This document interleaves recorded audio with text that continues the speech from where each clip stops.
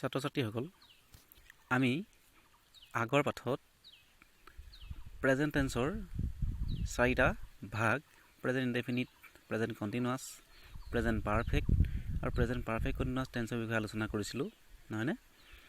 আৰু তোমালোকে এই বিষয়ে অধ্যয়ন কৰিছা বুলি ভাবিছোঁ আৰু প্ৰত্যেকে ইয়াৰ সংজ্ঞা, ৱৰ্ড, ফৰ্ম এইখিনি মনত ৰাখিছা বুলি ভাবিছোঁ।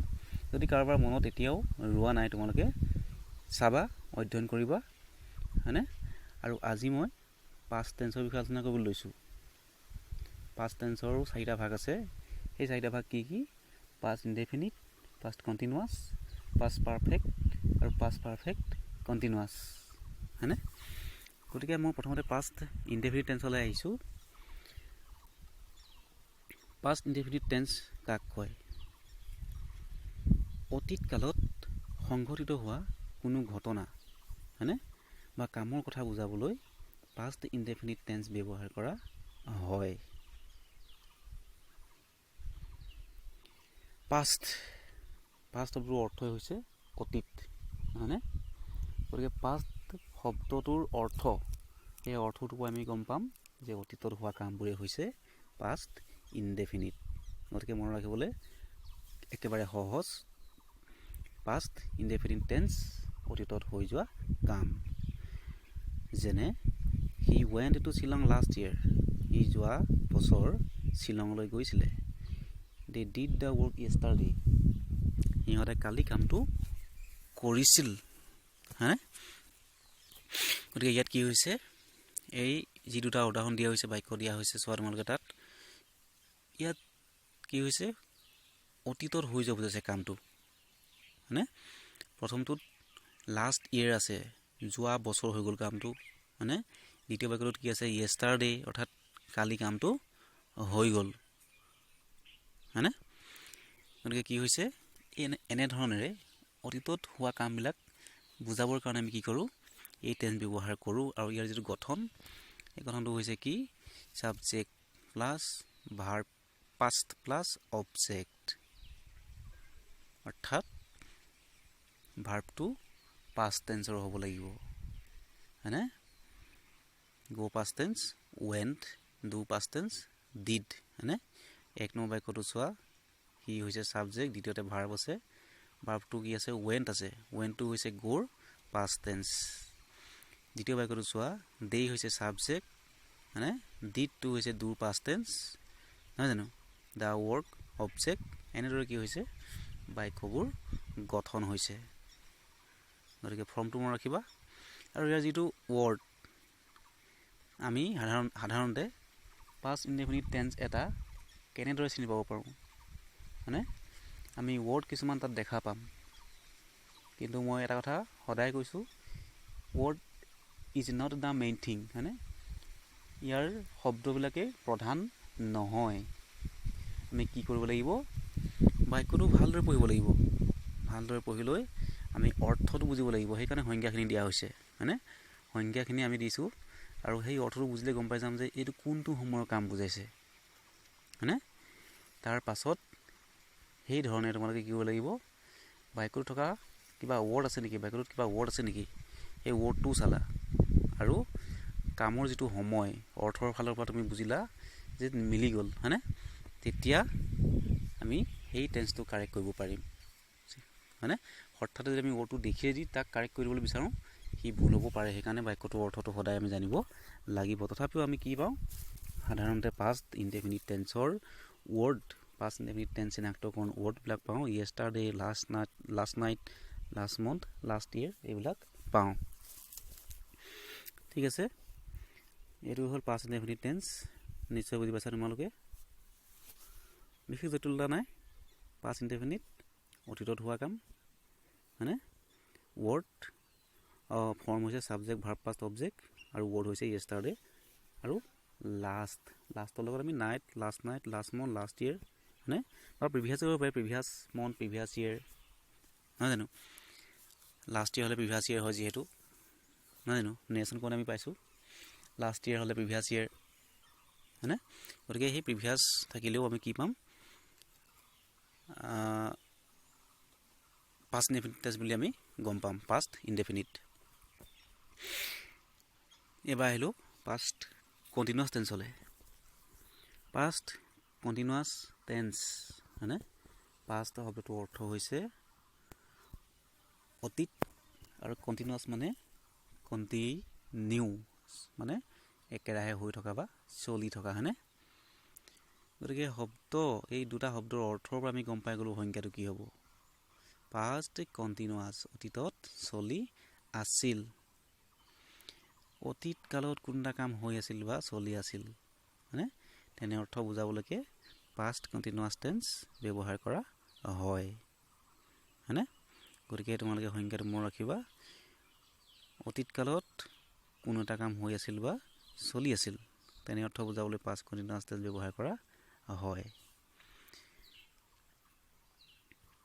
যেনে he was reading a novel yesterday সি কালি এখন উপন্যাস পঢ়ি আছিল হয়নে অতীতত কামটো চলি আছিল কালি কামটো চলি আছিল দে ৱৰ প্লেয়িং ফুটবল য়েষ্টাৰডে সিহঁতে কালি ফুটবল খেলি আছিল হয়নে কালি কামটো চলি আছিল ফুটবল খেলি আছিল when he came I was reading a book সি আহোঁতে মই এখন কিতাপ পঢ়ি আছিলোঁ হয়নে when he came যেতিয়া সি আহিছিল I was reading a book মই এখন কিতাপ পঢ়ি আছিলোঁ the old man fell down while he was crossing the road বৃদ্ধ মানুহজন কি হ'ল ফেল ডাউন দুটি খাই পৰিছিল while he was crossing the road যেতিয়া তেওঁ ৰাস্তাটো ক্ৰছিং কৰিছিল হয়নে ৰাস্তাটো ক্ৰছ কৰিবৰ কাৰণে তেওঁ আগবাঢ়ি গৈ আছিল যিহেতু তেতিয়া তেওঁ দুটি খাই পৰিছিল হয়নে এই কামবিলাক কি হৈছে অতীতত চলি থকা হয়নে অতীতত যিটো কাম চলি আছিল তেনেকুৱা অৰ্থ প্ৰকাশ কৰিছে he was playing on a violin then তেতিয়া তেওঁ এখন ভায়লিন বজাই আছিল হয়নে গতিকে অতীতত কামবিলাক চলি আছিল গতিকে আমি ইয়াত বাক্যবিলাকত টেন্স আইডেন্টিফিকেশ্যন ৱৰ্ড বিশেষ নাই যদি আমি কিছুমান শব্দ পাইছোঁ হয়নে কি পাইছোঁ when পাইছোঁ while পাইছোঁ then পাইছোঁ হয়নে then তেতিয়া কামটো চলি আছিল while হয়নে যেতিয়া সি আহিছিল মই লিখি আছিলোঁ বা পঢ়ি আছিলোঁ হয়নে কামটো চলি আছিল হয়নে গতিকে এই শব্দবিলাক থাকিলে সাধাৰণতে পাষ্ট কণ্টিনিউৱাছৰ হ'ব পাৰে বাক্যবিলাক হয়নে তথাপিও মিনিং চাবই লাগিব চেণ্টেন্সটোৰ আৰু পাষ্ট কণ্টিনিউৱাছ টেন্সৰ যিটো ফৰ্ম সেই ফৰ্মটো হৈছে subject plus was were plus verb plus ing plus object এতিয়া ইয়াত was বা were হৈছে সাবজেক্টৰ পিছতেই was বা were ব্যৱহাৰ কৰা হ'ব হয়নে গতিকে was হৈছে একবচন were হৈছে বহুবচন তোমালোকে মনত ৰাখিবা সাবজেক্টটো যদি একবচন হয় তাত was দিবা আৰু সাবজেক্টটো যদি বহুবচন হয় তাত আমি were দিম ঠিক আছে গতিকে was আৰু were ৰ ব্যৱহাৰটো একেবাৰে সিম্পল একবচনত was বহুবচনত were ঠিক আছে এটো হৈছে past continuous tense past continuous অতীতত কোনটা কাম চলি আছিল subject plus was were plus verb plus ing plus object আৰু word হৈছে when while then ঠিক আছে এবাৰ আহিলো past perfect tense হলে past perfect tense কোনটো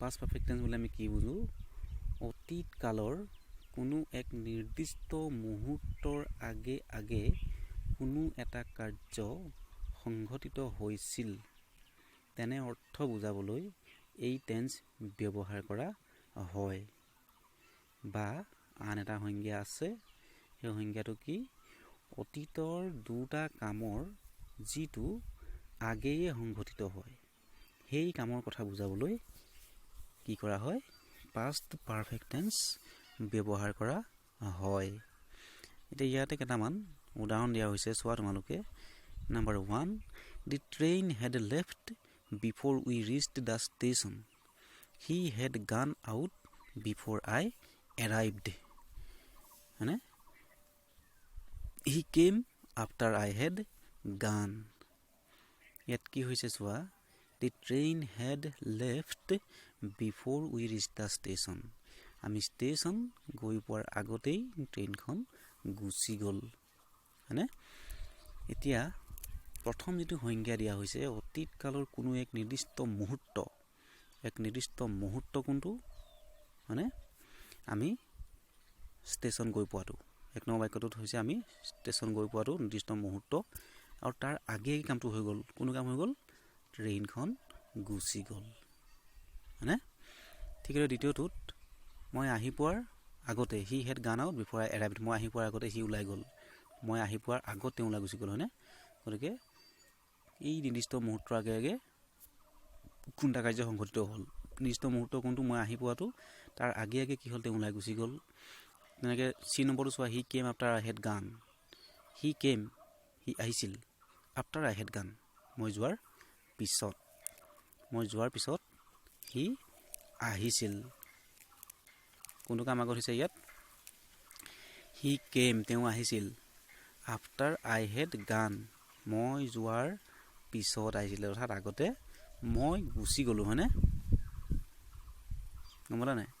মই আগত গুচি গ'লোঁ, তাৰ পিছতহে সি আহি পালেহি। নিৰ্দিষ্ট মুহূৰ্ত কোনটো? সি অহাটো আমি নিৰ্দিষ্ট মুহূৰ্ত ধৰিলোঁ, আৰু তাৰ আগে কোনটো কাম হৈ গ'ল? মই ওলাই যোৱাটো, মানে নিৰ্দিষ্ট মুহূৰ্তৰ আগে কোনটা কাৰ্য সম্পাদিত হ'লে তাক কোৱা হয় পাষ্ট পাৰফেক্ট। ঠিক আছে। নতুবা আমি দ্বিতীয় সংজ্ঞাটো বেছি ইজি, অতীতৰ দুটা কামৰ যিটো আগেই সংঘটিত হয় সেই কামৰ কথা বুজাবলৈ পাষ্ট পাৰফেক্ট টেন্স ব্যৱহাৰ কৰা হয়। কেনেকৈ হ'ব? ইয়াত দুটা কাম হৈছে, ট্ৰেইনখন, 1 নম্বৰ বাক্যটো চোৱা, ট্ৰেইনখন গুচি যোৱা আৰু মই গৈ ষ্টেচন পোৱা। এই দুটা কামৰ ভিতৰত কোনটো কাম আগত হৈছে? ট্ৰেইনখন গুচি যোৱাটো আগত হৈছে, হয়নে? গতিকে ট্ৰেইনখন যে গুচি গ'ল আগত, সেই আগত হোৱা কামটো হৈছে পাষ্ট পাৰফেক্ট, আৰু যিটো কাম পিছত হৈছে সেইটো পাষ্ট ইনডেফিনিটৰ হয়। ঠিক আছে। অতীতৰ দুটা কাম একেলগে হ'লে যিটো কাম আগতেই হয় সি হৈছে পাষ্ট পাৰফেক্ট, আৰু পিছত হোৱাটো পাষ্ট ইনডেফিনিট। বি নম্বৰটোত সেইদৰে, হি হেড গান আউট বিফৰ আই এৰাইভড, মই আহি পোৱাৰ আগতে সি ওলাই গৈছিল, হয়নে? সি আগত ওলাই গৈছিলে, মই আহি পোৱাৰ আগতে ওলাই গ'ল, হয়নে? সেইকাৰণে আগত হোৱা কামটো পাষ্ট পাৰফেক্টত হৈছে, আৰু যিটো কাম পিছত হৈছে সেইটো পাষ্ট ইনডেফিনিটত হৈছে, চিম্পুল পাষ্টত হৈছে। চি নম্বৰটো চোৱা, হি কেম আফটাৰ আই হেড গান। ইয়াত কি কোৱা হৈছে? সি আহিছিল আফটাৰ আই হেড গান, মই যোৱাৰ পিছত, অৰ্থাৎ ইয়াত কি হৈছে? মই আগত ওলাই গ'লোঁ, তাৰপিছত সি আহিছে। গতিকে দুটা কামৰ ভিতৰত কোনটো কাম আগত হৈছে? মই যোৱাটো আগত হৈছে, সেইকাৰণে আগত হোৱা কামটো হৈছে পাষ্ট পাৰফেক্ট। মানে আগত হোৱা কামটোত কি হৈছে? পাষ্ট পাৰফেক্টৰ যিটো ফৰ্ম, সেই ফৰ্মটো ইউজ হৈছে। কি ফৰ্মটো? Subject plus had plus verb past participle plus object, হয়নে? ইয়াত প্ৰথমতে ছাবজেক্ট, তাৰপিছতে আমি হেড দিম, তাৰপিছতে ভাৰ্বটো পাষ্ট পাৰ্টিচিপল কৰিম, হয়নে? আৰু ইয়াত আটাইতকৈ সুবিধাজনক কথাটো হ'ল কি? অক্সিলাৰী ভাৰ্ব মাত্ৰ এটা, হেড দিলেই হ'ল। ইয়াত কোনো তিনিটা, যেনে হেভ, হেজ, হেড তিনিটা নাই, বা ইজ, এম, আৰ তেনেধৰণে নাই, হয়নে? এটাই। গতিকে ইয়াত আমি অক্সিলাৰী ভাৰ্বৰ ব্যৱহাৰৰ ক্ষেত্ৰত কোনো সমস্যা নাপাম, হয়নে? খালি আমি বুজি পাব লাগিব যে পাষ্ট পাৰফেক্ট কি, কোনটো কাম আগত হৈছে, কোনটো কাম পিছত হৈছে, সেইটো বুজি পাব লাগিব। ৱৰ্ড দুটা দিয়া হৈছে, আফটাৰ, বিফৰ। বিফৰ থাকিলে গম পাম কি? বিফৰটোৰ অৰ্থ হৈছে আগত, আৰু আফটাৰ মানে পিছত, মানে মই গৈ পোৱাৰ আগতে, সি আহি পোৱাৰ পিছত, মানে তেনেকৈ কোৱা হৈছে যিহেতু, সেইকাৰণে এই দুটা ৱৰ্ড থাকিলে সাধাৰণতে পাষ্ট পাৰফেক্ট টেন্স হ'ব পাৰে। ঠিক আছে। গতিকে আমি পাষ্ট পাৰফেক্ট টেন্স নিশ্চয় বুজি পাইছোঁ।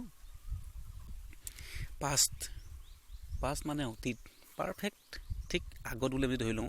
পাষ্ট মানে হৈছে অতীত, আৰু পাৰফেক্ট মানে ঠিক আগতে, হয়নে? তেতিয়া কি বুজি পাম আমি? তেতিয়া আমি বুজি পাম যে অতীত কালৰ কোনো এটা নিৰ্দিষ্ট মুহূৰ্তৰ আগতে, হয়নে? কোনো এটা নিৰ্দিষ্ট মুহূৰ্ত তাৰ আগতে কোনটা কাৰ্য সংঘটিত হৈছিল, হয়নে? আমি মনত ৰখাৰ কিছুমান আমি নিজস্ব শৈলী নিজাভাৱে আমি কিছুমান ধৰণে, হয়নে, আমি কি কৰিব পাৰিম?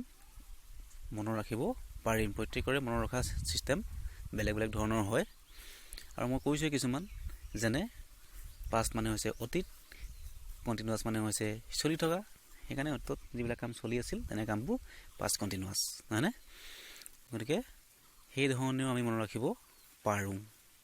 আৰু পাষ্ট পাৰফেক্টটো আমি তেনেকৈ মনত ৰাখিব পাৰোঁ।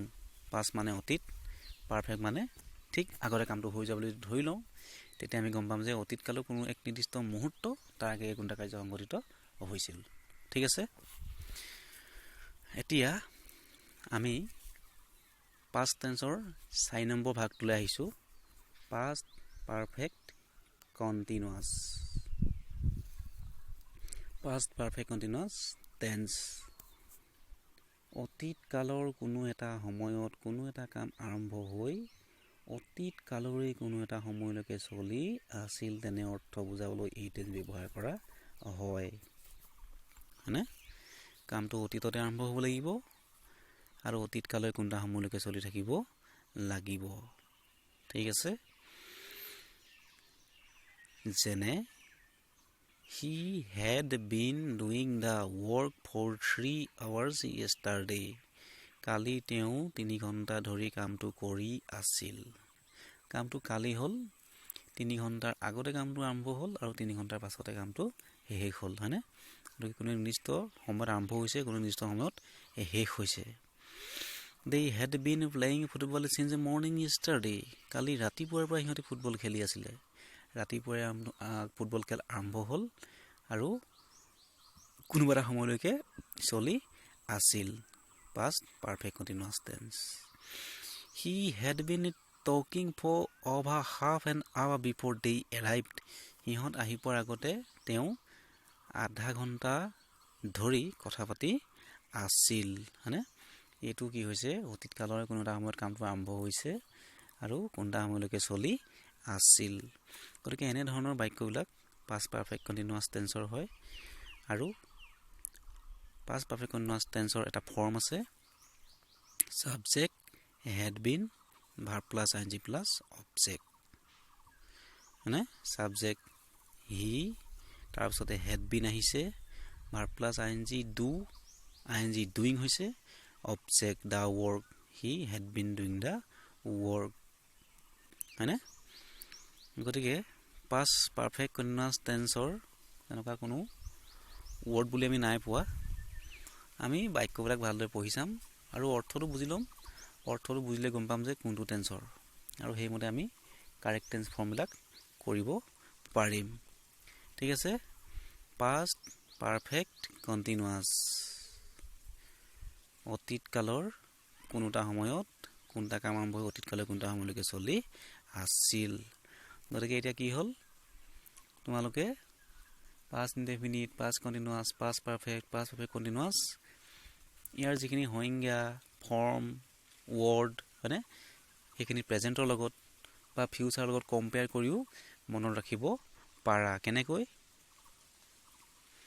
যেনে কণ্টিনিউৱাছৰ বিষয়ে ক'লোঁ, প্ৰেজেণ্ট কণ্টিনিউৱাছ, কামটো চলি আছে, পাষ্ট কণ্টিনিউৱাছ, কামটো চলি আছিল, হয়নে, আৰু ফিউচাৰ কণ্টিনিউৱাছ, কামটো চলি থাকিব। নহয়নে? ফিউচাৰ ইতিমধ্যে আমি শিকা নাই বাৰু, হয়নে, ফিউচাৰখিনি আলোচনা কৰা নাই, সেইখিনি পিছত আলোচনা হ'ব।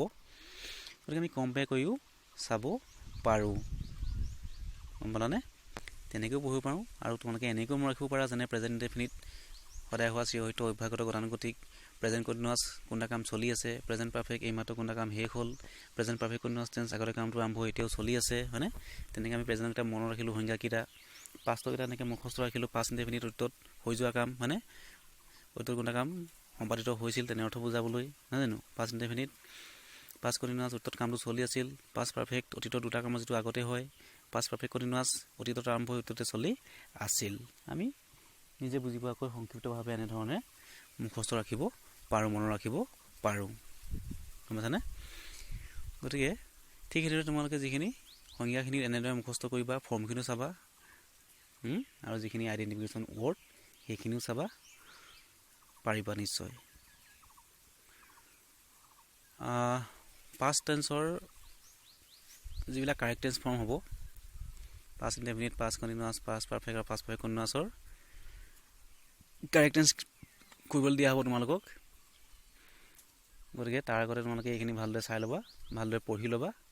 ইয়াৰ পিছতে মই তোমালোকক কিছুমান হোমৱৰ্ক দিম পাষ্ট টেন্সৰ ওপৰতে, সেইখিনি তোমালোকে মোক কৰি দিব লাগিব, কৰিব পাৰিব লাগিব। ঠিক আছে, ভালদৰে পঢ়ি চাবা বাক্যবিলাক, পঢ়ি লৈ কি টেন্সৰ হয় সেইমতে কাৰেক্ট টেন্সটো তোমালোকে কৰি দিব লাগিব। ঠিক আছে, পিছত দিয়া হ'ব কুৱেশ্যনবিলাক। এতিয়া মই ইমানতে ক্লাছটো সামৰিছোঁ।